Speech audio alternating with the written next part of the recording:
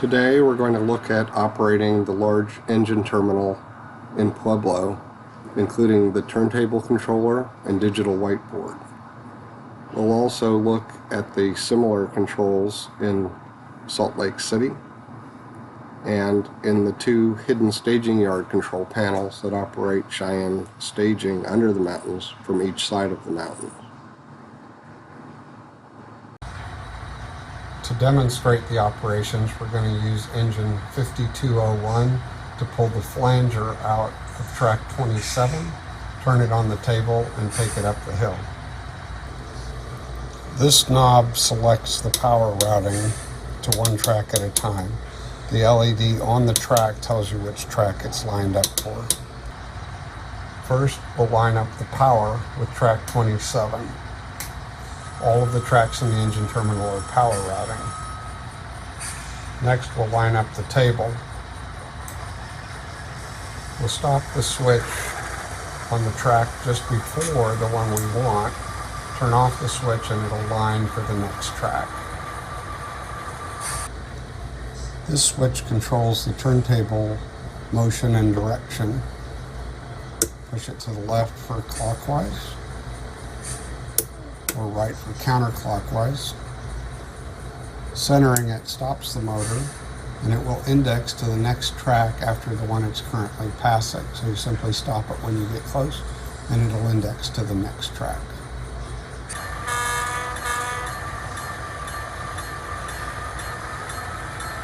We go slow over the table ends,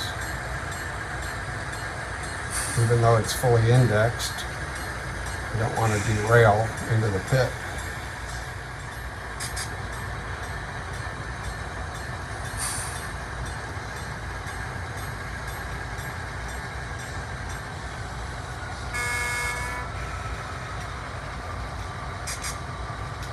Now we'll line up the end of the table to go forward onto the ready track and out onto the main.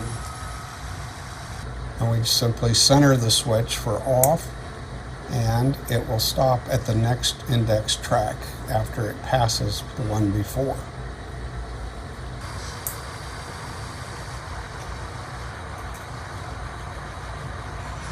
The ready track is not power routing, so it's not necessary to line the switch again.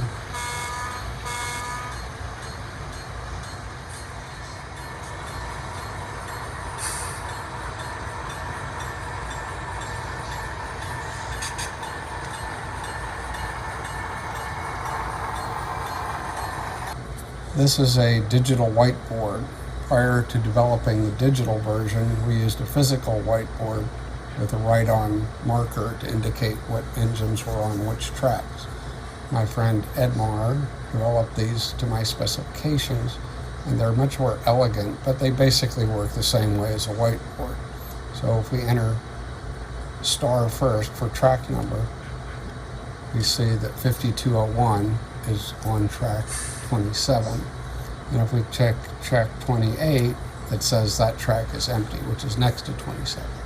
We can also look for an engine by entering the loco number first, and if we say 5201, it tells us it's on track 27.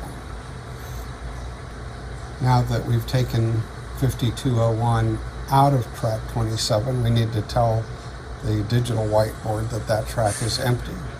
So we'll enter track 27 and use 9999 to indicate that it's empty. Now if we check track 27, it'll say that it's empty.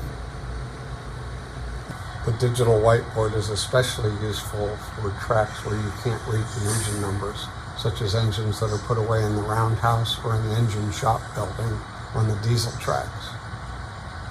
So for example, we can look on what's on track 1, and it tells us it's 900.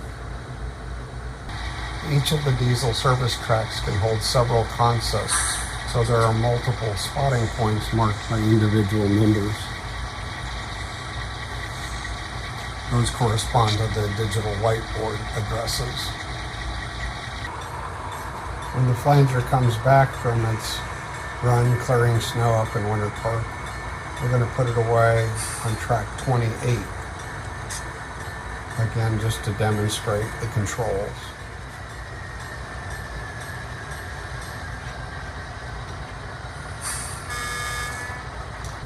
As we come back from the run and put the engine on the table, we turn it around, and this time we're taking it to track 28. So leave the switch on until it gets to close to that track, and then turn it off, and it'll toast to and index with the next track.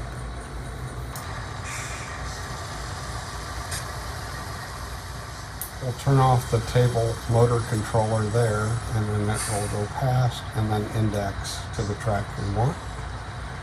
Then we'll line up the power for track 28, and we line it up until the red LED comes on track 28.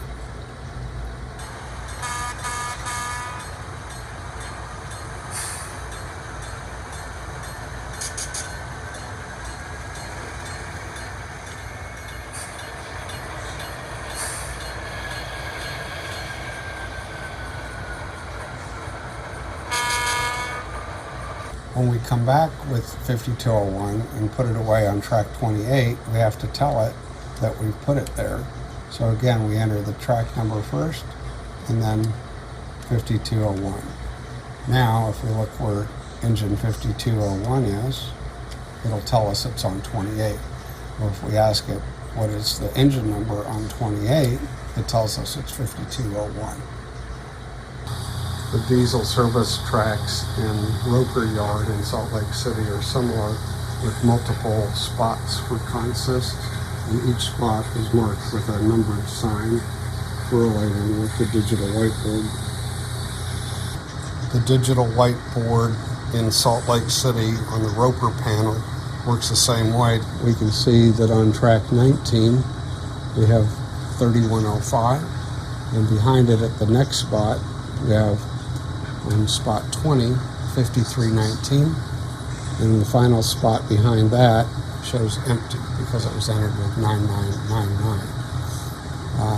It's important to use the correct syntax when using the digital whiteboard. Always a 2-digit track number and a 4-digit locomotive address. So if we wanted to change what's in 21 to say that it's engine 7, for example, we would have to enter it as 0007. Now, if we look at track 21, it just shows 7. And we can also change it to empty by just writing 9s. Now, track 21 is empty. The whiteboards for the hidden staging yard in Cheyenne work the same way. We enter the track number 27, and we see that 3130 is stored there. One difference is that the two panels for Cheyenne are linked together, so whatever we enter here will also appear on the other panel. Checking on the Cherokee Station side of the room, the other panel for Cheyenne staging, we can check 27 and see it has the same information automatically loaded to both panels.